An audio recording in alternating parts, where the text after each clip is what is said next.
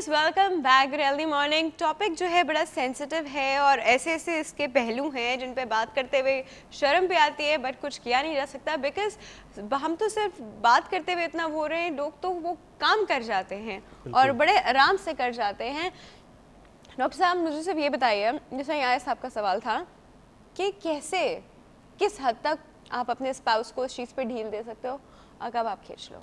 देखिए, ढील तो आप दे ही नहीं सकते, मतलब माफ कर दो, फॉरगिव कर दो। हमारे यहाँ तो लोग फॉरगिव कर देते हैं, पता नहीं कैसे कर देते हैं। And the most common cause forgive करने का ये होता है कि हमारे यहाँ आपके घर वाले आपको सपोर्ट नहीं करेंगे और आप सोसाइटी में अकेले रह नहीं सकते। प्लस आप जिस लाइफस्टाइल क्यों सोसाइटी में अकेले नहीं रह सकते डॉक्टर? भाई वो एक ये है ना कि single woman has a difficult time surviving in a society, has a tough time.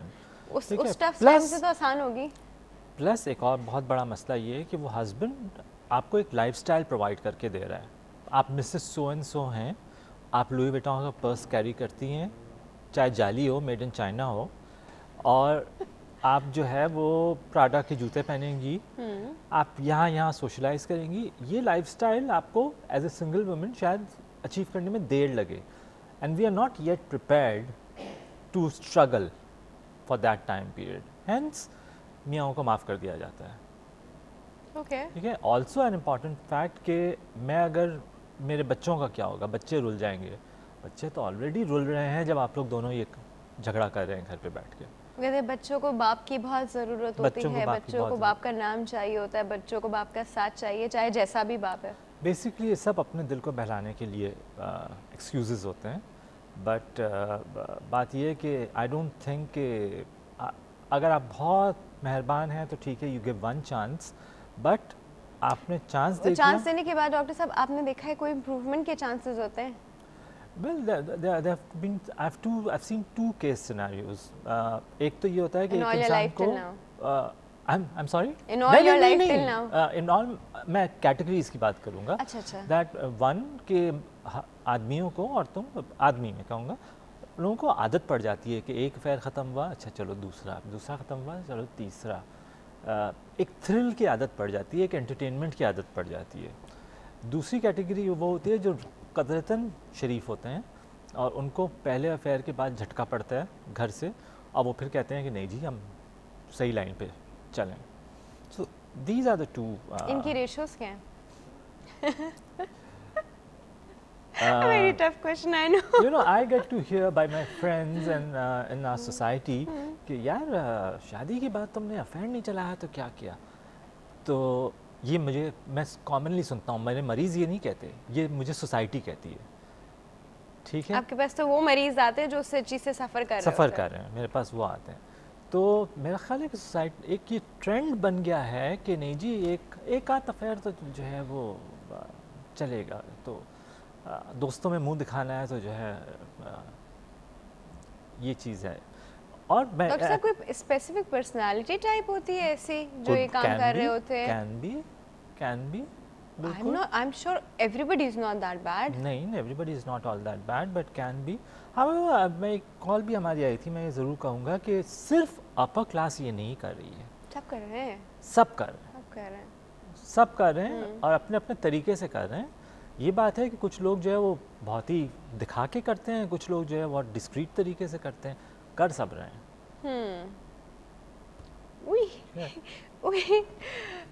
Doctor साहब क्या करना चाहिए? क्या करना चाहिए अब मुझे बताएं। जिस इंसान को, अब हम थोड़ी सी इंसान की बात करते हैं जिसको एक्स्ट्रा मैरिटल अफेयर की आदत पड़ गई हो, उसकी कैसे काउंसलिंग होती है? उसका कोई इलाज होता है? उसको कोई दवाई देते हैं कि भाई रोको? फर्स्ट ऑफ ऑल तो उनमें गैरत जगानी होती है। डॉक्टर साहब वो तो मर गई ना, तभी तो वो कर रहे हैं वो सब। थोड़ी बहुत काउंसलिंग से जो है वो फ़ायदा हो जाता है। अगर न्यूट्रल पर्सन, एक आउटसाइडर जो है वो काउंसलिंग करें, बीवी की बातों का असर नहीं होता यूजुअली, बट कोई आउटसाइडर अगर दोस्त हो या पेरेंट्स हो या साइकाइट्रिस्ट हो, साइकोलॉजिस्ट हो, वो काउंसलिंग करें, डेफिनेटली जो है वो फ़र्क पड़ता है। बीवी की बातों का असर क्यों नहीं होता? बीवी की बातों का असर इसलिए नहीं होता क्योंकि बीवी जनरली लाइफ में वैसे ही बोलती चली आती है, तो they get use to it कि बीवी तो जो है वैसे ही हर बात पे जो है बोलती चली आ रही है, तो this is one of those things, they don't take them seriously. There's no sense of commitment there's no sense of commitment. That has gone down tremendously. People But- have forgotten the meaning of commitment. Oh yes, they've forgotten the meaning of commitment, but also people have forgotten their moral values. You know, when let's say कि एक लड़की किसी आदमी के साथ affair चला रही है, तो वो लड़की को पहले नहीं तो बाद में तो ये पता चलता है ना कि वो आदमी शादीशुदा है। हाँ, तो वो उस दूसरी औरत है जिसका ये हस्बैंड है, उस कपल की ज़िंदगी क्यों ख़राब करती है जान के?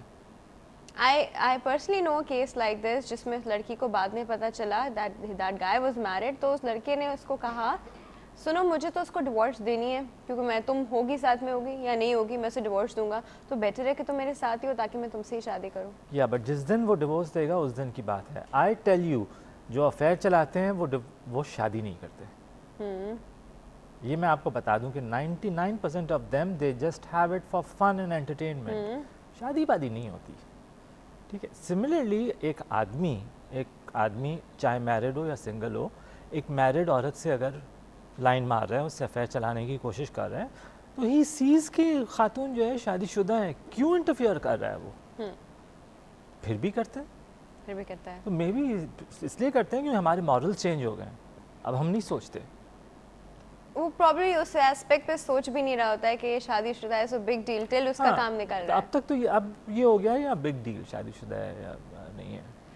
हेलो डॉक्टर साहब, मुझसे तो बात ही नहीं हो रही इस टॉपिक पे, मुझे समझ नहीं आ रहा कि मैं और क्या कहूँ इस पे, because it's actually a complete lack of sense of morality, complete lack of sense of character.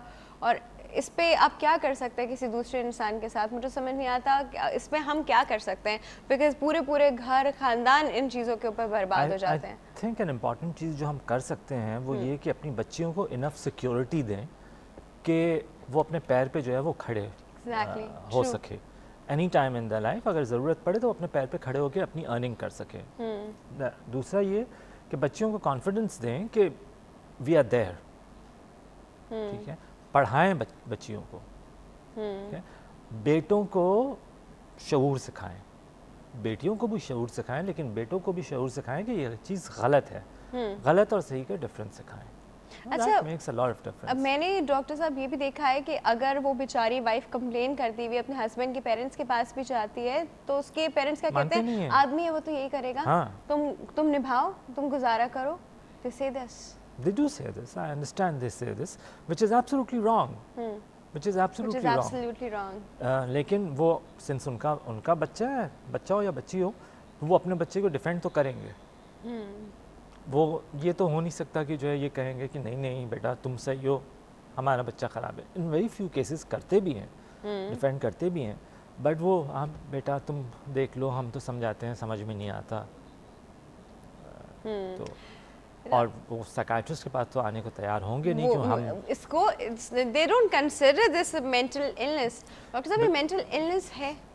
Mental illness नहीं है, बट डेफिनेटली एक चीज़ है कपल्स काउंसलिंग। तो कोई ना कोई प्रॉब्लम तो है जिसकी वजह से काउंसलिंग इन्वेंट की गई है इस चीज़ के लिए। डॉक्टर साहब हस्बैंड वाइफ के बीच में ज़रूरी है कोई इशू हो ही तो इंसान एक्स्ट्रा मैरिटल अफेयर की तरफ जाए? Not necessarily, because at the end when they're explaining it they're like तुमसे मुझे ये नहीं मिला, तुमसे मुझे वो नहीं मिला, तुमसे मुझे ये नहीं मिला, they you know give reasons to the other person, और वो उसको उल्टा इतना गिल्टी करा देते हैं कि तुम्हारी ही वजह से मैं एक्स्ट्रा मैरिटल अफेयर में गया। बिल्कुल करा देते हैं, और इसे प्रोजेक्शन कहते हैं कि अब गलती अपनी हो लेकिन सामने वाले पे उसको जो है प्रोजेक्ट करो। बहाना तो हमें चाहिए होता है ना कि जो है ये काम हुआ है, इसके पीछे कोई बहाना ढूंढो। तो बहाना क्या है, सामने वाले पे इल्ज़ाम लगा दो, सामने वाले पे सारी ब्लेम डाल दो। Very convenient and very wrong. Doctor साहब एक कॉल है हमारे पास, अटेंड करते हैं। अस्सलाम वालेकुम। हाँ जी, अस्सलाम वालेकुम। गुड हेल्दी मॉर्निंग, कौन बात कर रहा है? जी मैं मिसेस मिसबा बोल रही हूँ। जी मिसेस मिसबा, कैसी हैं आप? डॉक्टर मानसिर साहब से बात करनी है। बिल्कुल कीजिए, बिल्कुल कीजिए। ये मेरे बहुत फेवरेट हैं, लेकिन मैं बहुत अरसे से उनसे कॉल करती रही हूँ लेकिन कहीं कांटेक्ट नहीं हुआ। आज आपके यहाँ मिल गया, आई एम वेरी थैंकफुल। चलिए जी, अब बात कर लीजिए। मेरा बेटा है, मोहम्मद उस्मान नाम है उनका, और वो इंटर का एग्जाम दे दिया उन्होंने। ठीक है। अच्छा, he is not very good in studies ना। ठीक है। अच्छा, मतलब फर्स्ट डिवीजन तो आ गई है उनकी, फर्स्ट ईयर में, ठीक है। Not very good in studies लेकिन फर्स्ट डिवीजन आ गए। What do you expect from him? यही मुझे कहना है कि बट जो जिस वो फोकस करता है वो बहुत अच्छा करता है। अच्छा, जैसे हमें लगता है कि वो कंप्यूटर्स बहुत अच्छा करता है। Very nice. अच्छा, लेकिन यही प्रॉब्लम मुझे हो रही है कि मैं इसको क्या कराऊँ, इंजीनियरिंग साइड में डालूँ, तो इंजीनियरिंग साइड में कौन सी फील्ड के उसके लिए फिजिबल रहेगा।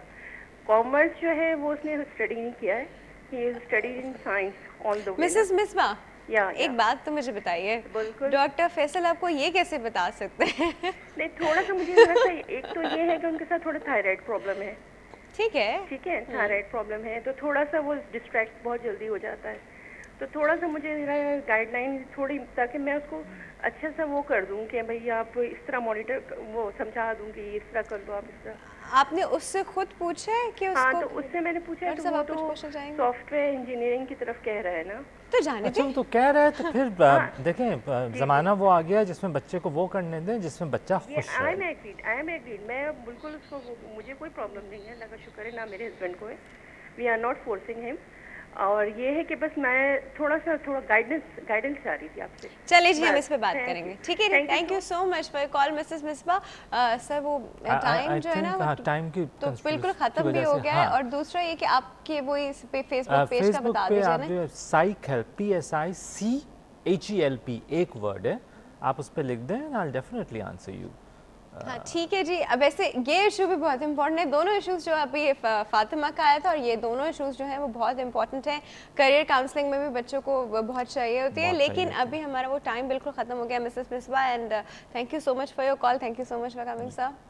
आज हमने बहुत ही एक सेंसिटिव इशू पे बात की, जिसपे बहुत सारी बातें थी करने वाली जो हम कर भी नहीं सक रहे थे और कर भी सक रहे थे। डॉक्टर साहब कुछ कहना चाह रहे हैं? मैं हाँ, बहुत सारी बातें ऐसी हैं जो कि मैं भी कहना चाह रहा था लेकिन कह नहीं पा रहा था। हम एक काम करते हैं ना, हम एक काम करते हैं, इस पे दोबारा बात कर लेंगे। We can do that, ठीक है जी। बिल्कुल। अभी छोटा सा ब्रेक है। डॉक्टर साहब थैंक यू सो मच मेरे बहुत ही छोटा सा ब्रेक है। ब्रेक के बाद हम आज एपिलेप्सी पे बात करने वाले, कहीं नहीं जाएगा, विल बी राइट बैक।